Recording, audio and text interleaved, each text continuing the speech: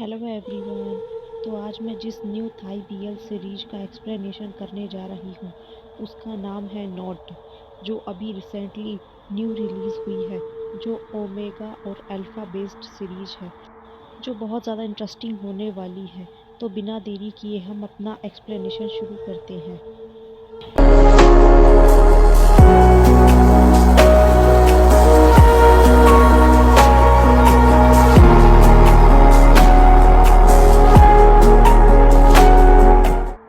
कहानी की शुरुआत में हम देखते हैं कि हमारे दोनों मेन लीड तैयार हो रहे होते हैं, लेकिन उनका चेहरा अभी तक दिखाया नहीं जाता।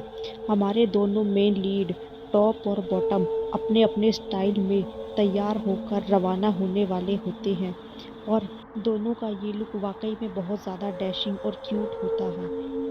तभी हम देखते हैं कि रास्ते में कुछ बैड बॉयज़ एक लड़के को परेशान कर रहे होते हैं और उसके पीछे पीछे भाग रहे होते हैं।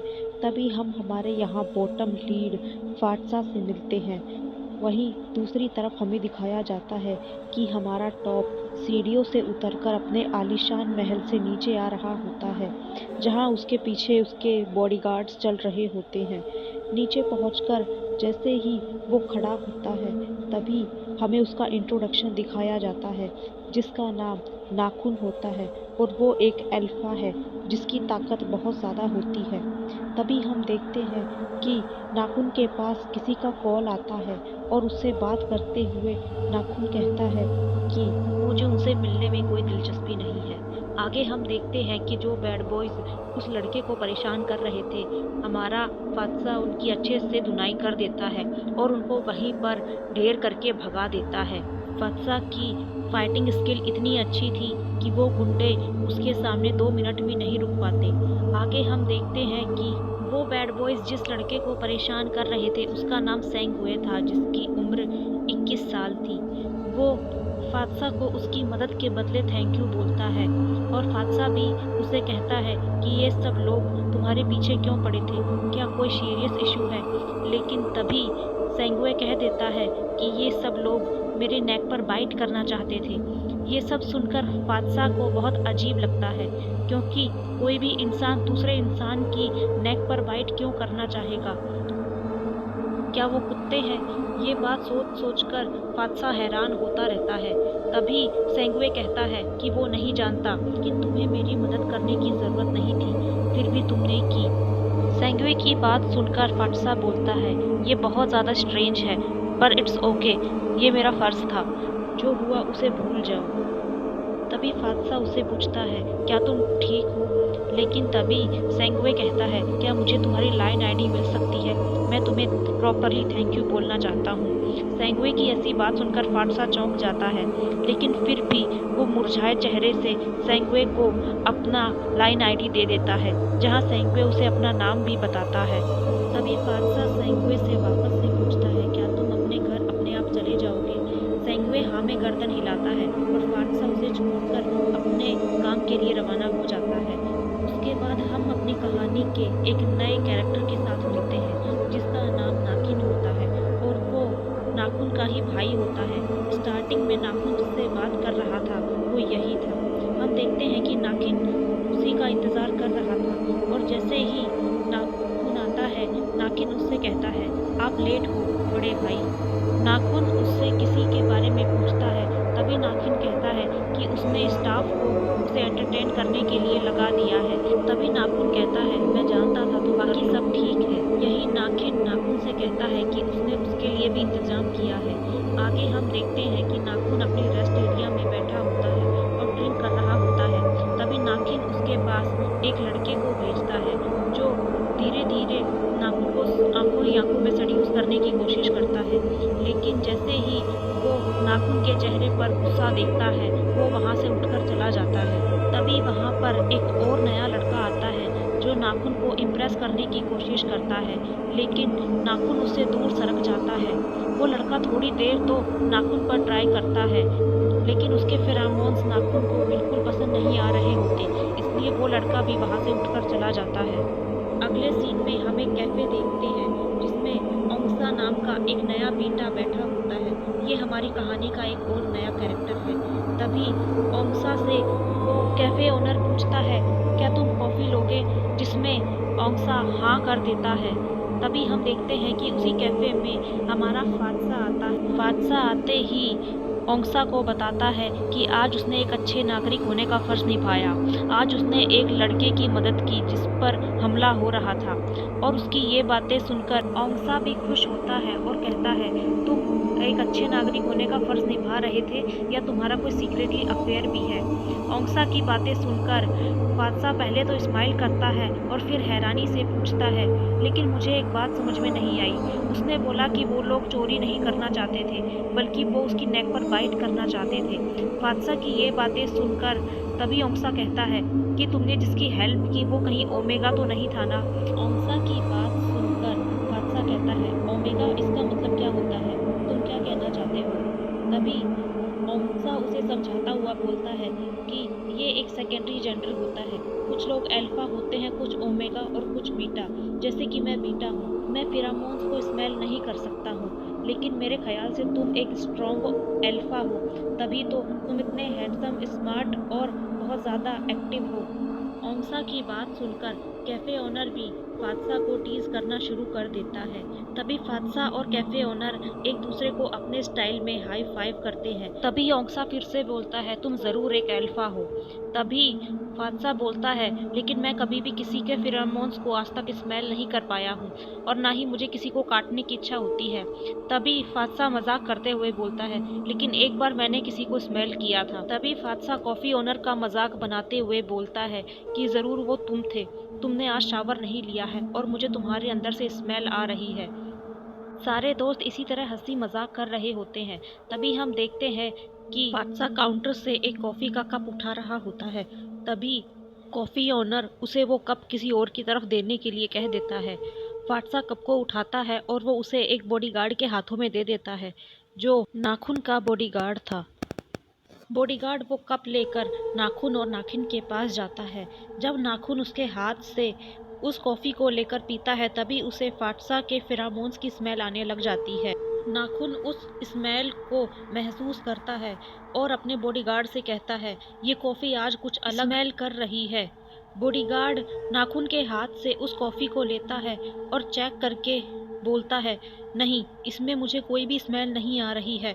ये तो मैं सेम कैफ़े और सेम बरिस्टा से लेकर आया। बॉडीगार्ड की बातों को सुनकर नाखून कहीं खो जाता है। आगे हम देखते हैं कि नाखून और नाखिन अपनी गाड़ी से कहीं जा रहे होते हैं, लेकिन नाखून बार बार उस कप को स्मेल कर रहा होता है, जैसे वो बार बार फात्सा के फेरोमोन्स को महसूस करना चाहता हो। नाखिन उसे ये ऐसी हरकतें करते हुए देखता है। तभी नाखून अपने बॉडीगार्ड्स को ऑर्डर देता हुआ बोलता है कि उसे उस कैफ़े की सीसीटीवी फुटेज चाहिए। आगे हम देखते हैं कि नाखून अपने वर्क प्लेस पर बैठकर फाइलें इधर से उधर पलट रहा होता है, लेकिन उसका ध्यान काम में नहीं होता। उसका ध्यान बार बार वो कप खींच रहा होता है। अभी वहाँ पर नाखून का बॉडीगार्ड आता है और उसे कैफ़े की सीसीटीवी फुटेज दे देता है, लेकिन उस फुटेज में फात्सा का चेहरा क्लियरली नज़र नहीं आता। नाखून बॉडीगार्ड से कैमरा एंगल को लेकर सवाल पूछता है, लेकिन बॉडीगार्ड मना कर देता है कि वहाँ सिर्फ एक ही कैमरा था। बॉडीगार्ड की बात सुनकर नाखून उसे कुछ नहीं कहता और जाने के लिए बोल देता है। बॉडीगार्ड पूछता है कि क्या कोई बात है, क्या कुछ प्रॉब्लम है, लेकिन नाखून उसे कुछ नहीं कहता और जाने के लिए कह देता है। आगे हम देखते हैं कि वो कप बार बार नाखून स्मेल करता है, जो उसे फात्सा की याद दिला रहा होता है। साथ ही नाखून को फ्लैश विजन्स भी आ रहे होते हैं, जिसमें वो किसी के साथ इंटीमेट हो रहा होता है, और वो कोई और नहीं बल्कि फात्सा ही था। वो स्मेल उसे बार बार फात्सा की याद दिला रही थी। अगले सीन में हम देखते हैं कि नाखून और नाखिन कहीं जा रहे होते हैं। तभी उनकी गाड़ी पर अटैक हो जाता है। बाहर से कुछ गनमैन उनकी गाड़ी पर गन ताने खड़े होते हैं और उन्हें बाहर आने के लिए कह रहे होते हैं। तभी उनके बॉडीगार्ड्स बाहर निकलकर उनसे फाइटिंग करते हैं और अंदर ये दोनों बैठकर चिल कर रहे होते हैं। तभी नाखिन पूछता है, क्या तुम कभी किसी को डेट करोगे? क्या तुम कभी किसी को अपनी लाइफ में शामिल करोगे? तभी नाखून जवाब देता है कि उसकी अभी कोई गर्लफ्रेंड नहीं है और ना ही वो अभी किसी को अपनी ज़िंदगी में चाहता है। तभी नाखिन कहता है कि अगर उसने अपने लिए जल्दी से पार्टनर नहीं ढूंढा तो एक दिन माँ ज़रूर उसके लिए लड़की सेलेक्ट करके घर में ले आएगी और उससे शादी करवा देगी। नाखून को नाखिन की बातों में कोई इंटरेस्ट नहीं आ रहा होता, इसलिए वो दोनों गाड़ी से उतरकर बाहर आ जाते हैं जहां उनके बॉडीगार्ड्स ने अब तक उन गनमैन्स को मार दिया होता है। नाखिन आगे गुस्से से बढ़कर उस गनमैन के चेस्ट पर अपना पैर रखता है और पूछता है, तुम्हें किसने भेजा है? लेकिन वो बताने से मना कर देता है। तभी नाखिन गुस्से से अपने बॉडीगार्ड्स को ऑर्डर देता हुआ बोलता है, अगर इसका मुंह हमारे लिए नहीं खुल सकता तो इसका मुंह कभी नहीं खुलना चाहिए। नाखिन का ऑर्डर मिलते ही उसका बॉडीगार्ड उसे जान से मार देता है। अगले सीन में हम देखते हैं कि नाखून और नाखिन ब्रेकफास्ट के लिए टेबल पर आते हैं जहां पर उनके मॉम डैड पहले से ही बैठे होते हैं। नाखून और नाखिन के आते ही उनके सर्वेंट्स उनका ऑर्डर प्रिपेयर करने चले जाते हैं। हम यहाँ पर एक नए किरदार की एंट्री देखते हैं जिसका नाम नैप होता है। नैप भी एक स्ट्रॉन्ग अल्फा है। नैप आते ही अपनी चेयर पर बैठ जाता है और परिवार के किसी सदस्य से कोई बात नहीं करता, जिससे हमें पता चलता है कि उसकी इस परिवार के किसी भी सदस्य से कुछ खास बनती नहीं है। आगे हम देखते हैं कि डैडी नैफ के लिए भी खाना लाने का ऑर्डर देते हैं। नैफ वहां पर आते ही नाखून को गुस्से भरी नज़रों से देखता है, लेकिन नाखून भी नैफ को प्रॉपर इग्नोर करता है, जैसे कि वो दोनों ही एक दूसरे से कोई मतलब नहीं रखते। आगे हम देखते हैं कि कैफ़े ऑनर से एक लड़की पिंक मिल्क और डोनट्स मांगने आती है, जिन्हें वो बड़े ही प्यार से उस लड़की को दे देता है। जी के जाते ही कैफ़े में फात्सा आता है और आते ही वो कैफ़े ओनर को हेलो बोलता है। आगे हम देखते हैं कि फात्सा की नज़र वहीं पीछे बैठे सेंगवे पर जाती है, जो उसी की तरफ अपना हाथ हिला रहा होता है। फात्सा जाकर सेंगवे के पास में बैठ जाता है और पूछता है कि यहाँ कैसे आना हुआ। तभी सेंगवे बताता है कि वो यहाँ पर फात्सा के लिए ही स्वीट्स खरीदने आया था, ताकि वो फात्सा को गिफ्ट करके उसे प्रॉपर थैंक यू बोल सके। तभी फात्सा बोलता है कि उसे इन सब की ज़रूरत नहीं थी। तभी सेंगवे बोलता है कि नहीं, उससे फात्सा का एक प्रॉपर थैंक यू बोलना चाहिए, क्योंकि अगर उस दिन फात्सा उसकी मदद नहीं करता तो सेंगवे बहुत बड़ी मुसीबत में फंस जाता। सेंगवे की बात सुनकर फात्सा बोलता है, क्या ये कोई सीरियस इशू था? तभी सेंगवे बोलता है, हाँ, ये बहुत बड़ी बात थी। अगर कोई अल्फ़ा मेरी नेक पर बाइट कर लेता तो ये बहुत बड़ा अनहोनी हो जाता। मैं हमेशा के लिए उसका बनकर रह जाता और मैं कभी किसी और के पास नहीं जा पाता, और ये एक ऐसा बॉन्ड है जो कभी नहीं टूट सकता। जैसे ही फात्सा उसकी बात सुनता है, वो हैरानी से पूछता है, क्या कभी भी इसे ख़त्म नहीं किया जा सकता? क्या ये बंधन कभी नहीं टूटता? तभी सेंगवे कहता है, उस बंधन को तोड़ने के लिए किसी एक का मरना ज़रूरी होगा। सेंगवे की बात सुनकर फात्सा कहीं खो जाता है। तभी वहाँ पर ओंगसा आते हुए कहता है, नहीं, मरने के बाद भी ये बंधन नहीं टूटता। फात्सा बहुत ज़्यादा शॉक्ड रह जाता है। तभी ओंगसा उनके पास आकर बैठता है और एक कहानी सुनाता हुआ बोलता है, बहुत साल पहले एक ऐसे युग में जब मानव जाति आग और परछाई को ही जानती थी, वहाँ बादलों से ऊपर भी पहाड़ों की ऊंची चोटियों पर रहने वाला एक कबीला मौजूद था। भेड़िए देवताओं का कबीला, जो मौसम और प्राकृतिक प्रवृत्ति के रक्षक थे और खुद जीवन के प्रवाह थे। उन्होंने दुनिया से अपनी मौजूदगी को छुपा कर रखा, फिर भी वो पूरी तरह से कभी गायब नहीं हुए। लेकिन सुर्ख लाल चंद्रमा की रात को एक भेड़िया देवता के योद्धा कबीले की एक महिला से गहरा प्रेम हो गया। प्राकृतिक प्रवृत्ति और दिल के इस मिलन से एक बच्चा पैदा हुआ जो दूसरों से बिल्कुल अलग था। एक ऐसा इंसान जिसके खून में ही उस प्राचीन बंधक की महक बसी थी। उस ब्लड लाइन से शुरुआती पीढ़ियों में अनोखे लक्षण दिखने लगे, जिससे वे 3 अलग अलग प्रकार में विभाजित हो गए। पहला अल्फा, जो वर्चस्व, ताकत और हुक्म चलाने वालों की ब्लड लाइन था, जो शक्तिशाली शरीरों और एक रोबीले या अधिकारवादी ऑरा के साथ पैदा हुआ था। वे एक ऐसे रहस्यमय फेरोमोन के साथ अपनी हार्मोन गंध छोड़ता था जो दूसरों को अपनी मर्जी से अपने आप की तरफ आकर्षित करने और उन्हें काबू करने की क्षमता रखता था। दूसरा बेटा, जो आम इंसानों के सबसे ज़्यादा करीब था, जिनमें मन, अंतर्ज्ञान और तर्क का संतुलन बिना किसी बदलाव के बना रहता था। और सबसे कमज़ोर ओमेगा माना गया, जो खूबसूरत और अट्रैक्टिव होते थे और उनका मुख्य काम वंश को आगे बढ़ाने का था। जैसे ही ये कहानी ख़त्म होती है, ओंगसा बोलता है, मैं एक बेटा हूँ और मैं फेरोमोन को कभी स्मेल नहीं कर सकता, लेकिन मैं फिर से कह रहा हूँ, तुम ज़रूर एक अल्फ़ा हो। ओंगसा की बात सुनकर सेंग्वे फात्सा का हाथ पकड़ता है और उसे स्मेल करने की कोशिश करता है, लेकिन फात्सा की स्मेल उसे समझ में नहीं आ रही थी, जिसे वो बोलता है कि ये बहुत अनजान स्मेल है। फात्सा भी अपने आप को स्मेल करता है और बोलता है, मुझे मेरे अंदर से कोई स्मेल नहीं आ रही। ओंगसा और सेंग्वे फात्सा को बोलते हैं कि तुम्हें अपना सेकेंडरी जेंडर टेस्ट करवा लेना चाहिए। उनकी बात सुनकर फात्सा बहुत ज़्यादा एम्बेरसमेंट फील करता है और कहता है, क्या ये ज़रूरी है?